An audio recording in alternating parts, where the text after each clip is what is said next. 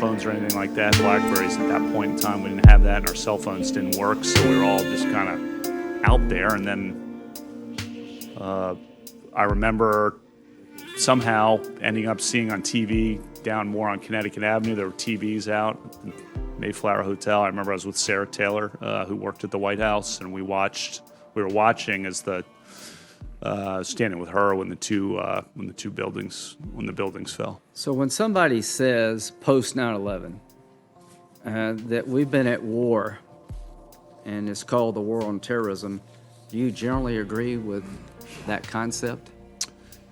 I do, Senator, because Congress passed the authorization for use of military force, which is still in effect, and that was passed, of course, on September 14th, 2001, 3 days later. Let's talk about the law in war. Is there a body of law called the law of armed conflict? There is such a body, Senator. Is there a body of law that's called basic criminal law? Yes, Senator. Are there differences between those two bodies of law? Yes, Senator. From an American citizen's point of view, do your constitutional rights follow you? If you're in Paris, does the Fourth Amendment protect you as an American from your own government? From your own government, yes. Okay. So, if you're in Afghanistan, do your constitutional rights protect you against your own government? If you're an American in Afghanistan, you have constitutional rights as against the U.S. government. Is there a long-standing... That's long settled law. Isn't there also a long-settled law that goes back to Eisentrager case? I can't remember the name of it. Yeah, Johnson versus Eisentrager. Right. That American citizens who collaborate with the enemy have considered enemy combatants. They can be.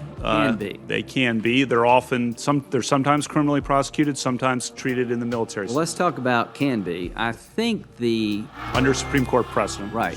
There's a Supreme Court decision that said that American citizens who collaborated with Nazi saboteurs were tried by the military. Is that correct? That is correct. I think a couple of them were executed. Yeah. So if anybody doubts... I think so. What letter is this? Q. Q. This is indeed a All right, welcome to the Patriot Hour. I am Michael, your host for Sunday, September 9th, 2018. If you're new to the channel,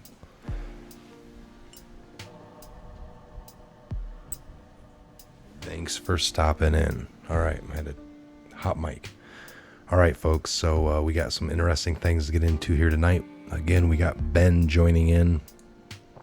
If you're new to the channel, please subscribe. Maybe after the video, like, share, comment. Take a look in the description box. Take a look in the comment section.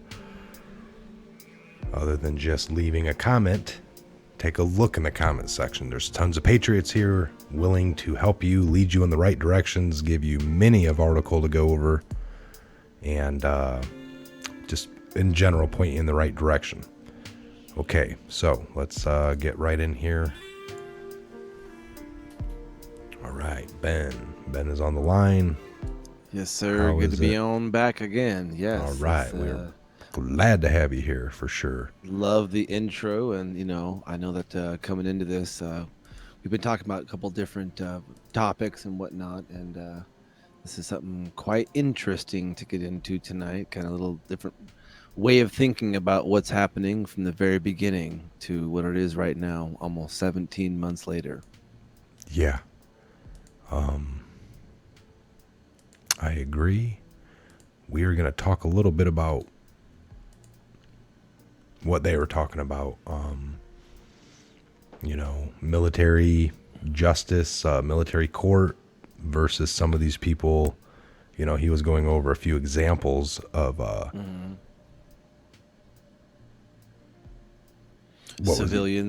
American civilians that were tried in the past. This particular Yes, body of law in the past, working with the Nazis, armed conflict and collaborating with the enemy, and that could be in many different ways. That could be selling them arms, selling them secrets, and thus you kind of get into the treasonous acts.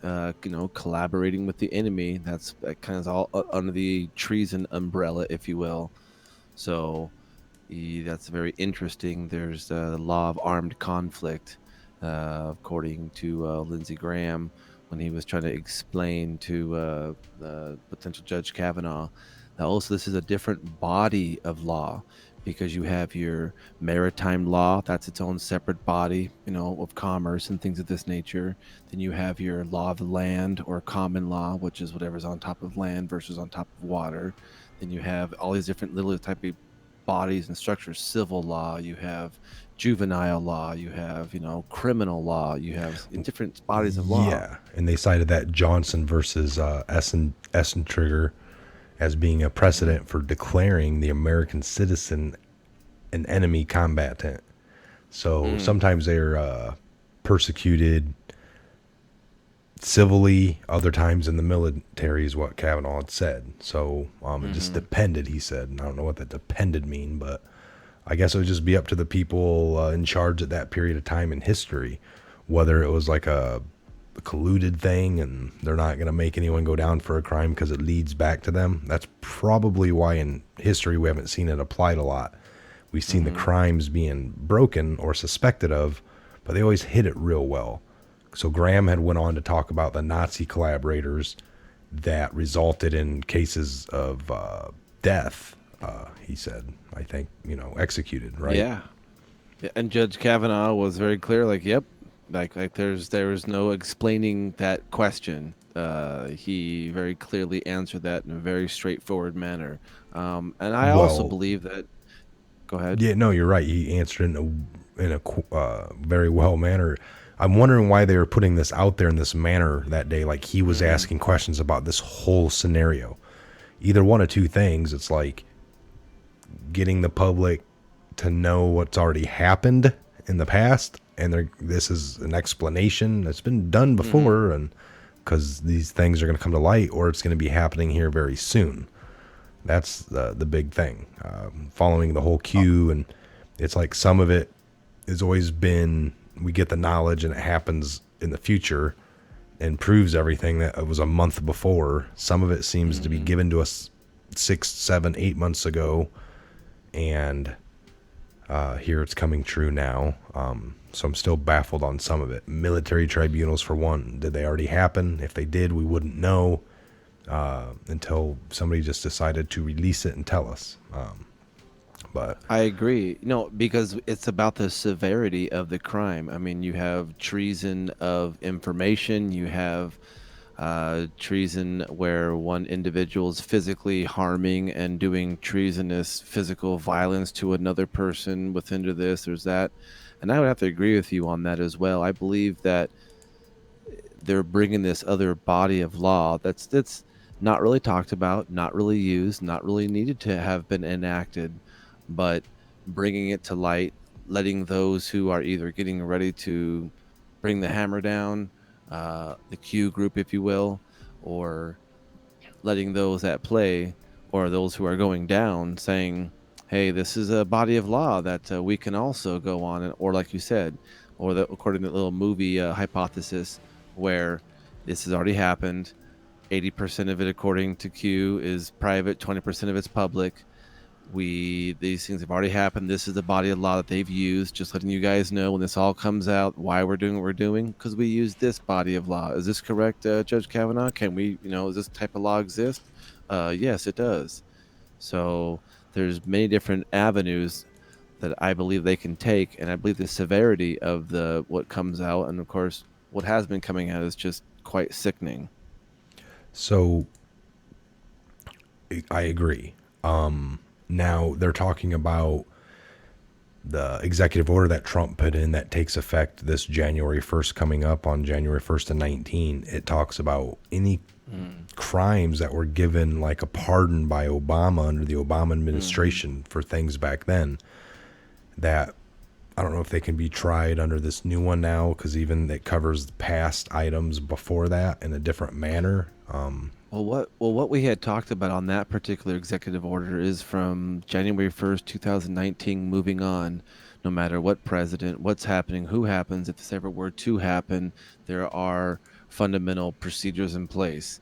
And I believe on one of the subsections of that executive order, there's a little caveat under there that says, by the way, any crimes committed before this January 1st, 2019 will be under, and it stated, I believe, some under Title 60. I'm not for sure 100% on that title, but it quoted some other law referring to anything beyond before that date. And I believe maybe military tribunals, other things like this, or that executive order, like I said, stated from that January 1st, 2019 on forward. And I believe we went over that a little bit when it came in. No, we did. Pulled it up. So I did want to bring this up to everybody at home, people watching, just to hold on here. Let me get it prepared. Get a little bigger. Shout out to all those awesome Patriots giving good comments, giving good feedback. Definitely appreciate it. You're definitely helping us out, doing a better job, doing as best we can do, and I definitely appreciate it. Loving it. All right, so a primer on the law of armed conflict. Just so everybody knows, both the Obama and the Bush administrations have concluded that our country is at war, in particular, that it is engaged in armed conflict with Al-Qaeda and associated forces. President Obama reiterated the point during his first inaugural speech, and his administration has since repeatedly restated that position. The Supreme Court has affirmed our engagement in armed conflict in, among other decisions, that of Hamady versus Rumsfeld in 2004. A country in a state of armed conflict may resort to that body of law called law of armed conflict. Those who study the law of armed conflict come to know and understand the basic principles and purpose of that rich body of law. It is worth reviewing those basic principles for purposes of setting the stage for the questions posed by the committee. I studied the law of war as a JAG and refer to the committee as Army's Operational Law Handbook. All right, so anyway, that we're not really getting into all that. I just wanted to let everyone know that we are operating under those laws, and that's why they create this stuff. Now, what do we have Trump going around doing? He knocked out ISIS really quickly, whereas Extremely it seemed quickly, like it was just staggering around because we didn't really want to get rid of something that we created, the boogeyman. It helps keep us operating within these laws and gives you a precedence. When you put the paperwork in, you can kind of look on the TV and be like, oh yeah, there's lots of stuff going on. Yep, yeah, here we go, sign that, and you keep all your budgets and all your operating, kind of standard operating procedures get to just keep on flowing. So here comes Trump, and he knocks out ISIS. He's done secret meetings over with like North Korea, all well in advance. We get this kind of TV show date of him going over there publicly, and everything kind of is good. It was already good for months. Now he's telling us, look at Iran. They're getting ready to do this. They got it all in their hands. The ball's in their court. Do the right thing. And they're going to create peace over there. All these places that didn't have peace, seems like they're getting real peaceful all of a sudden. They're actually getting to control their own narrative, not have some stagey guise going on that makes them look like the doom and gloom, possibly that they never were. I don't know. But because by 11/11, supposedly, we're... peace, right? I don't know. What are your takes on that? Well, I mean, I could say that, it's been very quiet with North Korea after... Well, you go off the stats of, like, no missile testing, right? Like that, 0 this year. Well, we could say that now you and I would probably definitely agree with this from a logical point of view, or from the information that we have right now. I haven't had there's been no news, tweets, mainstream media blast, or anything to do with North Korea. No, they're doing another missile test. And frankly, I didn't go to North Korea. So even the first missile test, I only heard from mainstream media. It was only them telling me there was. Now they're telling me there isn't. But that being said, not so much they're telling me it isn't. It's gone very quiet very quiet about North Korea. Haven't heard anything in North Korea. It's got real quiet. No reporting. That's all. The spin is totally off that shadowing. So you know that there really never was a actual national threat. If there was, that would be extinguished very quickly. It was something that was dragged on for years and years. Obviously, Iran. We're still in the back of your mind thinking about North Korea, Iran, and Syria are still the last three countries that have no Federal Reserve, International Monetary Yeah. Fund, Rothschild, banking Centralized control, banking. centralized banking. So, and we also talked about over unilateral and bilateral agreements between one sovereign country to another. I believe it was our yesterday's show. We kind of went over to kind of explain those two different terms and how they act when two sovereign entities come together, which is, I believe, how it should be, with no other third or fourth or fifth or sixth or 23 parties involved for one interaction. So very interesting, extremely interesting how this is going down. No, I agree. So we know we got like the NDAA, National Defense Authorization Act, the military tribunals that was uplifted, and just the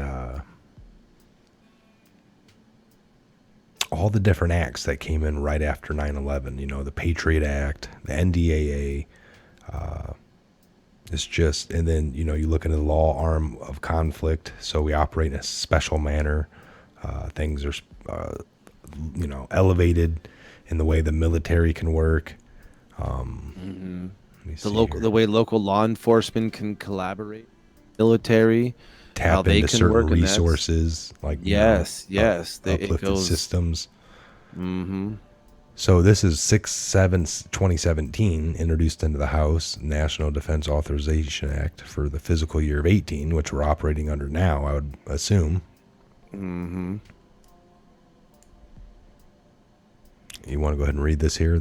So the bill authorizes the 4-year or the fiscal for year 2018 appropriations set forth. Blah blah blah blah blah. Let's go down to where it says the bill authorizes the Department of Defense for 1, procurement including aircraft, missiles, weapons, tracked combat vehicles, ammunition, shipbuilding and conversion, space procurement, and other procurement. 2, research, development, test, evaluation. 3, operation and maintenance. 4, working capital funds. 5, joint urgent operational needs fund. 6, chemical agents and mutations or mutant destruction. Munitions. Munitions destructions. Awesome. 7, drug interdiction and counter drug activities. 8, the Defense Inspector General. 9, the Defense Health Program. 10, the Armed Forces Retirement Home. 11, overseas contingency operations. And 12, military construction. Yes. Wow, that's poor. So this is what it can basically be doing. It can procure pretty much any type of military installation, any type of, and I believe the earlier one, the original one also talked about procuring like storage facilities in the local area or any type of like. Look at this. Was that the summary, text, actions, titles, amendments, co-sponsors, committees, related bills. Are you throwing it up there? What's Let's that? see, it's not up there yet. Yeah. Let me see. Dun, dun, I guess dun. I'm looking at it on my own. This is right above what you just read, like where I pulled up the bill, and you can look at text, actions, titles, amendments. Became law. It's became law.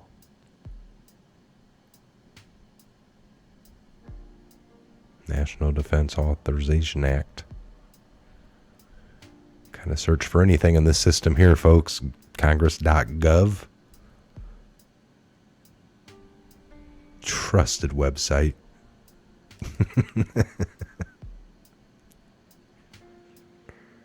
All right, so we got the NDAA, military law.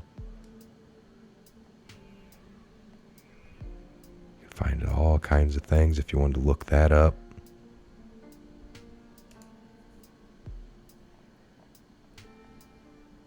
Anything else you think we should look up in this area? NDAA, Patriot? How about Patriot? Look at the Patriot Act.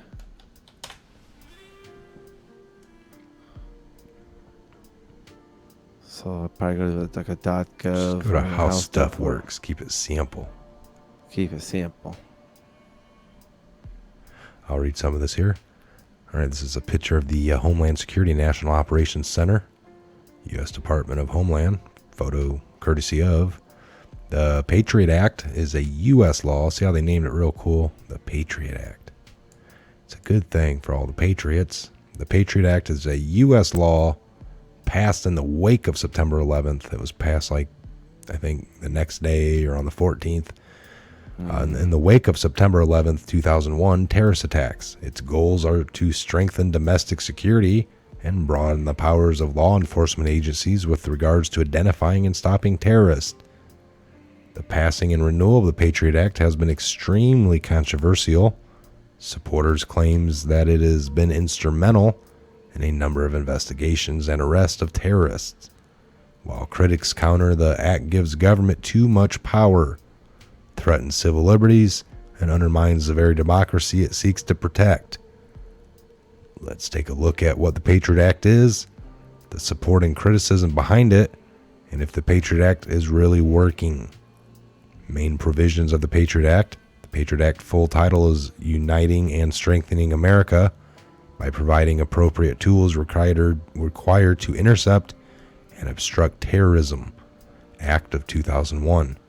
It's split into 10 parts, and it covers a lot of ground. Here is a summary. I'll go over a couple titles here. Title 1. Yeah. This section pertains to protection of the civil liberties. It authorizes federal money to accomplish much of the Act's provisions and authorizes the Secret Service to create a nationwide electronic crime task force. This section also gives the president the authority to confiscate the property of any foreign person who is believed to have aided in war or attack on the United States. Such seizures can be submitted secretly to the courts as evidence. Now that's talking about foreign people quite a bit. So not so much, yeah. All right, you go ahead and read 2. So Title 2 is the section broadens the ability of law enforcement agencies to conduct surveillance on quote-unquote agents of foreign powers. It allows the interception of communications if they relate to terrorist activities and allows law enforcement agencies to share information related to terrorist activities with federal authorities. In addition, Title II authorizes roving surveillance. That is, a court order allowing surveillance on a particular person allows officers to use any means available to intercept the person's communications, regardless of where the person goes. Previously, a court order would allow a wiretap on a specific line in ordered location. Further, so like their home or something, so their stationary home or back in the day. Office, yeah. Further, it allows the government to order files from the providers of communication services with details about specific customers' use of the service. For example, an internet service provider, ISP, can be ordered to provide information on IP addresses, login times, sites visited. Title II also allows delayed notification of search warrants, meaning the suspect's house could be searched while the suspect isn't present and the suspect wouldn't be notified of the search until after it was carried out. The wide-ranging Title II includes many other relatively minor clauses. Title II also contains a sunset clause that would have caused many other acts provisions to expire in 2005. It also has been renewed. We'll discuss more on this sunset clause later. There are 5 pages on this bad boy, probably.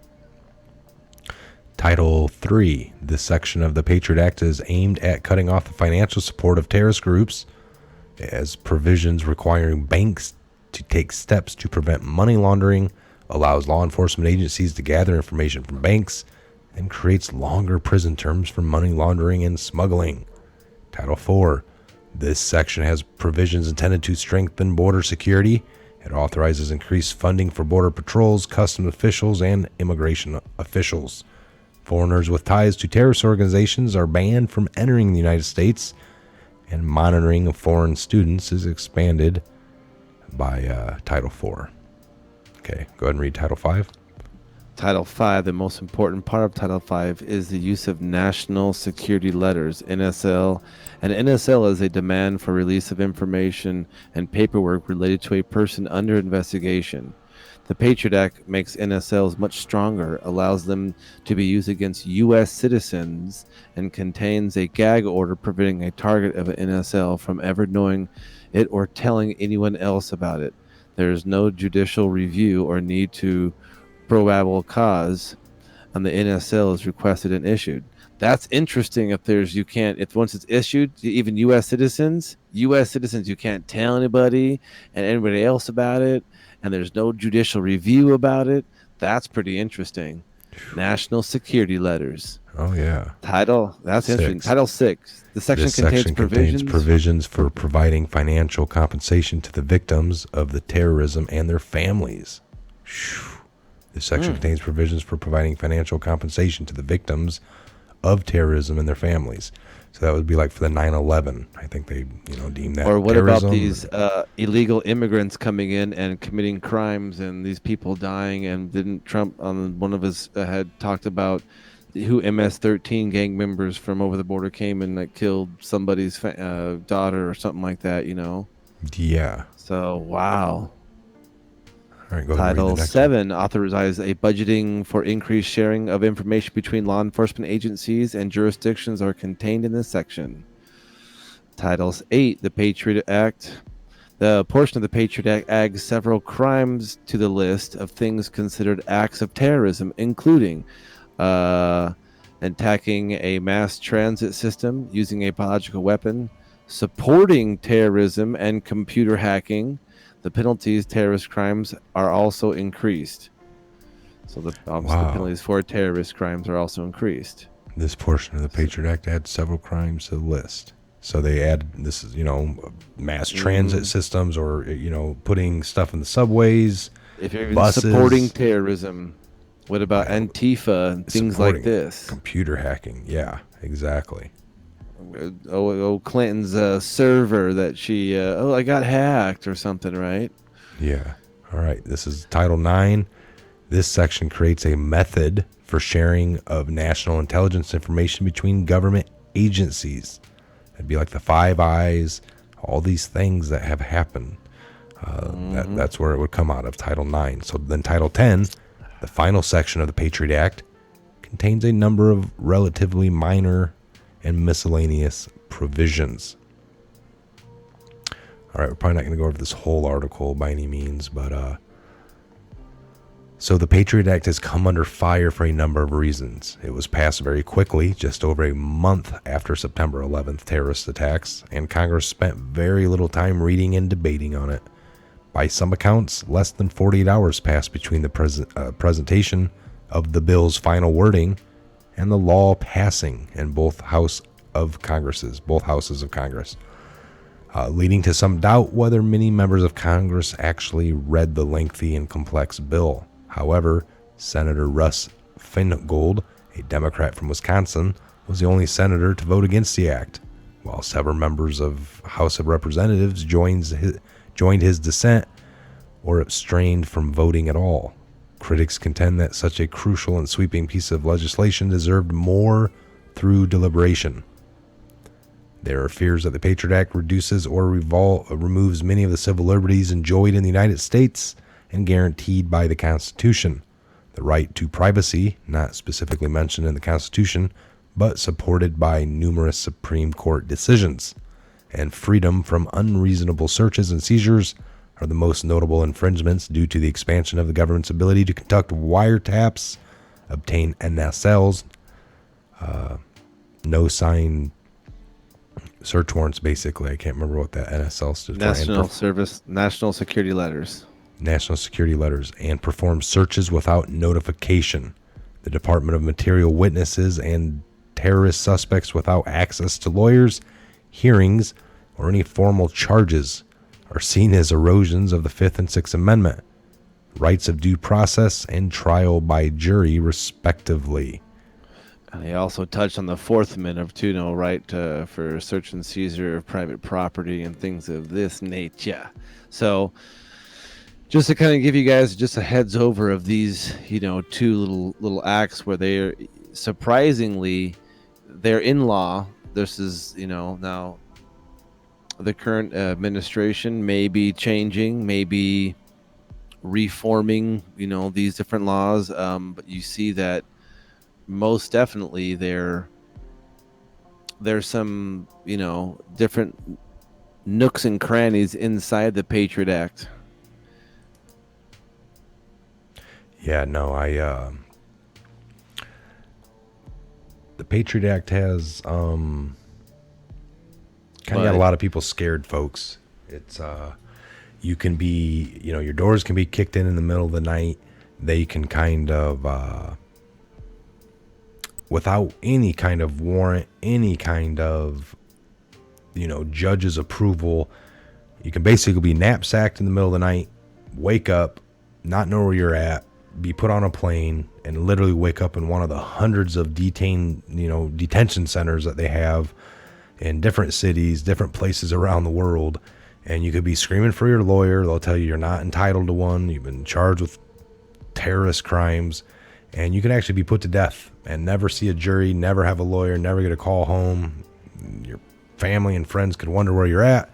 It could all be an accident. That's what's scary about it, because there's no oversight. We don't know what terrorist really means. They never really even outlined exactly what that is. So, yeah, no, I mean it is. I agree. It's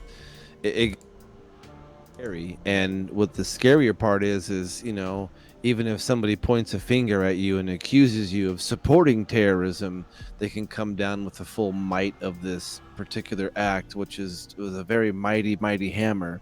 But again, we're hoping it's going to be used in the right hands to come against those who would set it all try up to that do way. Yeah. Oh yes, exactly. Try to do us harm. So, no, and I mean, it sounds, it's not even okay to me. It's JFK said it pretty well, to go down this road of, you have to give up a whole bunch of our freedoms, a whole bunch of our liberties in the name of security. It starts getting kind of scary. You keep giving up more and more and more. But yeah, as of now, it is law. It's there. And that's the whole thing. A lot of these people that supported and set this bill up have done exactly what this bill talks about coming after. They just never thought it would be against them. So it's crazy. But we're at the 30-minute mark, 33-minute mark. We'll end it on here. Any final closing thoughts? Go ahead. I'll let Ben kind of have a little minute here for his closing thoughts on the topic. Yeah, no, I mean, you just would think to yourself, this may be the final crescendo of the movie, the highlights. And I mean, it seems like every week is a huge week for Q, or it's nothing, or there's big ones coming. And I mean, we didn't really even go over the new indictments that got unsealed, how many they are currently, who's gone to where, out of what state. I mean, there's so much happening that we're trying to touch on every little tiny facet and keep you up to date as much as we can. But as what we're doing here, again, always pray, put on the full armor of God, because this is coming. This is coming to a head very soon. We know the midterms are coming, so that's not something that's been that anybody's hoping, and this may happen. That we know it's coming, so prepare for what's coming, spiritually and physically, and keep on subscribing, share, like, definitely comment below. That's always fun to hear you guys' comment, or obviously to read you guys' comment and check those stuff out. Always get a kick out of that, and give us a little more input. So definitely appreciate it, and God bless for sure. All right. We heard it right there from Ben. We always appreciate having a guest on, especially Ben. He's one of our hosts, actually. Looking forward to have some Woodman and some other guests back on very soon, whenever time permits. Folks, again, if you're new to the channel tonight, thanks for stopping in. We just kind of covered the military, tribunals, some of the NDAA, the Patriot Act, some of these, elevated ways that we're working in and have been working in for the last several, like decade. It's different. They don't broadcast it. You don't really know it. It's just simple little elevations that allow for a lot of things to kind of go differently than what we have. And that's what we're going to see as some of this unfolds. Some of these agencies, some of these bad actors are going to hide behind the fact that they were able to operate in some of these manners, but still at the same time they're doing very treasonous acts and treasonous things against America, lining their own pockets and basically just going against the Constitution that they swore to uphold when they took the oath. All right. So let's keep our eyes open this week and our ears. You hear anything, post on one of our videos, drop us an email. We got the link below. Please check the website. The website, it still might be up and down here and there. We're still getting a lot of maintenance done. Lots is going into it, but please keep checking. The link for that is below in the description box. Other than that, check out all the links. We got the Patreon down there, the PayPal if you'd like to donate anything. And other than that, check out the link for the QAnon app. It'll take you there to the hub, and you can check out a lot of these articles for yourself. Again, I'm Mike. This is a Patriot Hour. God bless, Godspeed to each and every one of you worldwide. And we'll be back here real soon for the next Patriot Hour update video.